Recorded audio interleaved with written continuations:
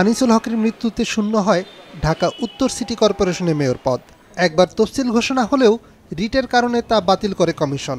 এদিন কমিশনের বৈঠক শেষে মেয়র পদসহ ঢাকা উত্তর ও দক্ষিণে নতুন যুক্ত ৩৬টি ওয়ার্ডের নির্বাচনের তফসিল ঘোষণা করেন সচিব।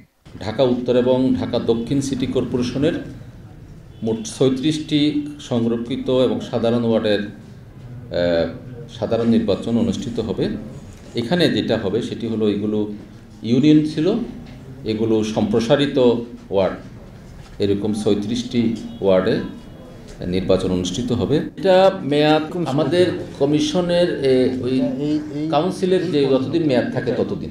কিশোরগঞ্জ ১ আসনে বিজয়ী হয়ে শপথ নেবার আগেই মৃত্যু হয় আওয়ামী লীগের সাবেক সাধারণ সম্পাদক সৈয়দ আশরাফুল ইসলামের। সেখানে সাধারণ নির্বাচনের তফসিল ঘোষণা করেছে কমিশন।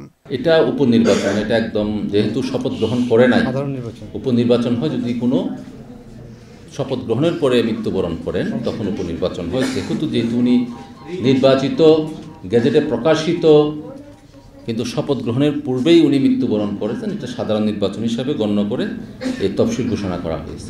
সচিব এদিন জানান, মার্চে ৪ ধাপে উপজেলা নির্বাচন হবে। রোজার ঈদের পর হবে পঞ্চম ধাপের নির্বাচন।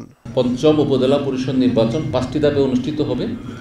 আগামী ৩ ফেব্রুয়ারি এটা চূড়ান্ত সিদ্ধান্ত হবে কোন কোন জেলা বা উপজেলা এই ধাপে অনুষ্ঠিত হবে সেটি জানানো যাবে।